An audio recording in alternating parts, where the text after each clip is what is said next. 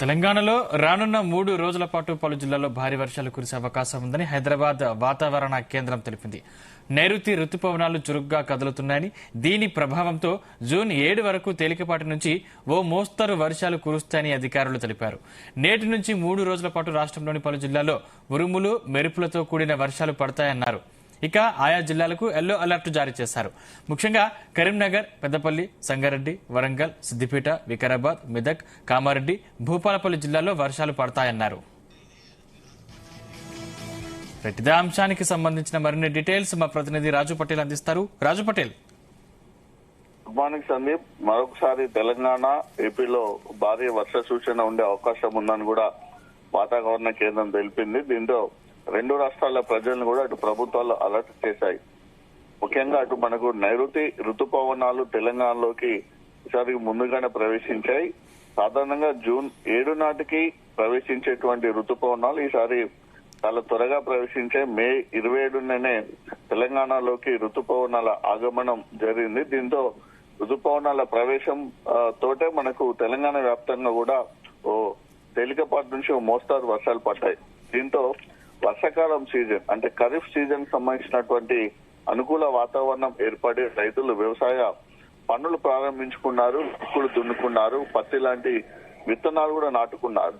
అయితే పత్తి విత్తనాలు నాటినటువంటి సందర్భంలో కురిసినటువంటి వర్షాలు తర్వాత విత్తనాలు మొలకెత్తడానికి కావాల్సినటువంటి వర్షం పడకపోవడంతో రైతన్నలు కాస్త ఆందోళనగా ఉన్నారని చెప్పవచ్చు. ఇప్పుడు మళ్ళీ ఒక 5-6 రోజుల పాటు తేలికపాటు నుంచి మోస్తారు వర్షాలు కురిసే అవకాశం ఉందని కూడా వాతావరణ కేంద్రం తెలపడంతో రైతన్నలు కొంచెం ఆశలు చిగురించాయని చెప్పవచ్చు.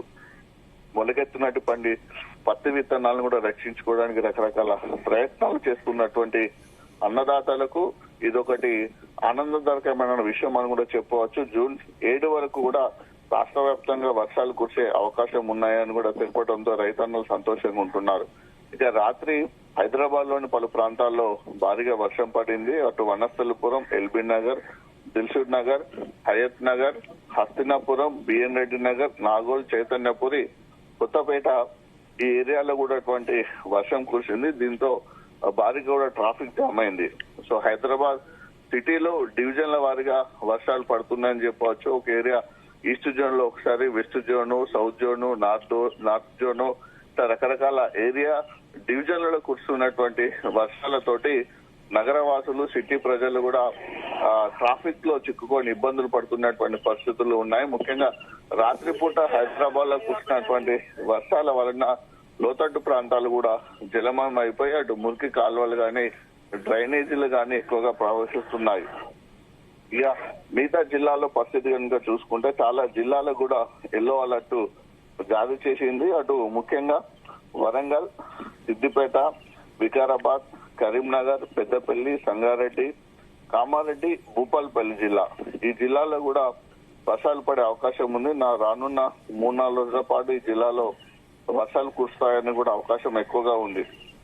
ఉరుములు, మెరుపులు, పిడుగులు కూడా పడే అవకాశం ఉంది. కాబట్టి ప్రజలు అప్రమత్తంగా ఉండాలని కూడా అటు వాతావరణ కేంద్రంతో పాటు ప్రభుత్వం కూడా ప్రజలను అలర్ట్ చేసిందని చెప్పవచ్చు. ఎందుకంటే ఇప్పుడు మనకు ఆల్మోస్ట్ వర్షాకాల సీజన్ ప్రారంభమైన మొదట్లోనే మురిపించినటువంటి వానలు తర్వాత మనకు కంటిన్యూ అవ్వకపోవడంతో కూడా కాస్త ఆందోళనగా ఉన్నారని చెప్పవచ్చు. ఎందుకంటే పత్తి పంట మొదటగా వేస్తారు, తర్వాత మిర్చి గాని, తర్వాత మొక్కజొన్న పంటలు గాని, పసుపు పంటలు గాని వేస్తారు. వాటికి కాస్త సమయం ఉంటుంది. విత్తినటువంటి పత్తి విత్తనాలు ఇప్పుడు మొలకెత్తుతున్నాయి. మొలకెత్తిన విత్తనాలు అవి పెరిగే క్రమంలో ఖచ్చితంగా కూడా మనకు వర్షం అవసరం ఉంటుంది. సో వానలు పడని క్రమంలో బోర్ల ద్వారా గాని, బావుల ద్వారా గాని వాటికి నీటిని కూడా సరఫరా చేసి దక్కించుకునే ప్రయత్నం చేస్తుంటా అంటారు. ఇక చాలా ఏరియాలో కూడా ఇప్పుడు మనకు ఉమ్మడి ఆదిలాబాద్ జిల్లాలో గాని, అటు మంచిర్యాల, కొమరంభీం, ఆసిఫాబాద్, నిర్మల్ జిల్లా, ఇటు పెద్దపల్లి జిల్లా, ములుగు, భూపాలపల్లి జిల్లా ఈ జిల్లాలో కూడా ఎక్కువ కూడా మనకు వర్షం పైన ఆధారపడి పంటలు పండిస్తుంటారు. అటు నల్గొండ జిల్లా గాని, సూర్యాపేట జిల్లా, మహబూబ్ నగర్, వనపర్తి జిల్లా ఈ జిల్లాలో ఎక్కువగా మనకు వర్షం పైన ఆధారపడేటువంటి పంటలు పండిస్తారు. కాబట్టి మరొకసారి వర్షం కోసం కూడా అన్నదాతలు ఎదురు చూస్తున్నారు. అంటే సరిపడా వర్షం పడుతుంది, ఎప్పటికప్పటికి పంటలకు సరిపడా వర్షం పడుతుంది, కానీ నిల్వగా నీరు ఉండటం లేదు. అంటే చెరువుల్లోకి కూడా భారీ వర్షాలు పడితే చెరువుల్లోకి నీళ్లు వస్తాయి కాబట్టి చెరువుల ఆయకట్టు కింద ఉన్నటువంటి భూములను కూడా సాగు చేసుకునే అవకాశం ఉంటుంది. ఇక ప్రాజెక్టులలోకి కూడా మనకు మినిమం స్టోరేజ్ వాటర్ ప్రాజెక్ట్ లో ఉంది. అటు తెలంగాణకు ఇంపార్టెంట్ ప్రాజెక్ట్ అయినటువంటి SRSP శ్రీరామ్ సాగర్ ప్రాజెక్ట్ అయినా, ఇటు ఎల్లంపల్లి ప్రాజెక్ట్ అయినా, శ్రీశైలం ప్రాజెక్ట్ లోకి కొన్ని వాటర్ వస్తున్నాయి. అటు నాగార్జున సాగర్ ప్రాజెక్ట్ అయినా, ఇంకా చాలా జిల్లాలో ఉన్నటువంటి ప్రాజెక్టులలో కూడా ఎక్కువగా వాటర్ లేదు. సో మన ప్రాజెక్ట్ లోకి భారీగా వాటర్ రావాలంటే భారీ వర్షాలు పడాలి. అటు గోదావరి బేసిన్ పైన ఉన్నటువంటి గోదావరి నది ప్రవహించాలి, కృష్ణా బేసిన్ ప్రాజెక్ట్ లో కృష్ణా నది ప్రవహించాలి. కాబట్టి భారీ వర్షాల కోసం అయితే అన్నదాతలు ఎదురు చూస్తున్నారు. కొద్దిగా వర్షాలు పడుతున్నాయి. ప్రస్తుతానికి అయితే ఈ వర్షాలు పంటలకు కూడా సరిపోయే అవకాశం ఉంది కాబట్టి భారీగా వర్షాల కోసం అన్నదాతలు ఎదురు చూస్తున్నారు. వాతావరణ శాఖ చెప్పినటువంటి ఇన్ఫర్మేషన్ ప్రకారము మరొక 4-5 రోజుల పాటు తెలంగాణలో వర్షాలు కురిసే అవకాశం ఉంది సార్. రాజపటేల్, ముఖ్యంగా భారీ వర్షాల వల్ల లోతట్టు ప్రాంతాలు కూడా జలమయ్యే పరిస్థితి కనిపిస్తోంది. అంటే ఇప్పుడు వారికి పునరావాస కేంద్రం ఏదైనా కల్పించే అవకాశాలు ఉన్నాయా? అటు రాష్ట్ర ప్రభుత్వం కూడా సమీక్ష సమావేశం నిర్వహించింది. సీఎం రేవంత్ రెడ్డి ఆధ్వర్యంలో 10 రోజుల క్రితమే సిఎస్ రామకృష్ణరావు కూడా జిల్లా కలెక్టరేట్ లో కూడా ఆదేశాలు జారీ చేశారు. జిల్లా కలెక్టరేట్ లో ఒక మానిటరింగ్ కమిటీని కూడా ఏర్పాటు చేశారు. జిల్లాకు సంబంధించినటువంటి భారీ వర్షాలు పడ్డప్పుడు ప్రజల సహాయం కోసం కూడా హెల్ప్ లైన్ నెంబర్లను కూడా ప్రతి జిల్లాలో ఏర్పాటు చేసి వాటి డిస్ప్లే చేస్తున్నారు. వివిధ మాధ్యమాల ద్వారా కూడా ప్రజలు చేరడానికి కూడా హెల్ప్ లైన్ నెంబర్ కూడా ప్రచారం చేయడం జరిగింది. ముఖ్యంగా అటు మనకు రెవెన్యూ డిపార్ట్మెంట్, పోలీస్ డిపార్ట్మెంట్ తో పాటు ఇటు గ్రామాలకు సంబంధించినటువంటి పంచాయతీ డిపార్ట్మెంట్, మున్సిపాలిటీలకు కార్పొరేషన్లకు సంబంధించినటువంటి మున్సిపల్ శాఖ ఆధ్వర్యంలో ఈ 4 శాఖల ఆధ్వర్యంతో పాటు ముఖ్యంగా అటు 5 డిపార్ట్మెంట్ సంబంధించినటువంటి శాఖ, ఈ 5 శాఖల కోఆర్డినేషన్ ఉంటుంది. దాంతో పాటు లోతట్టు ప్రాంతాలు ఎక్కువ జలమయం అయిపోతాయి.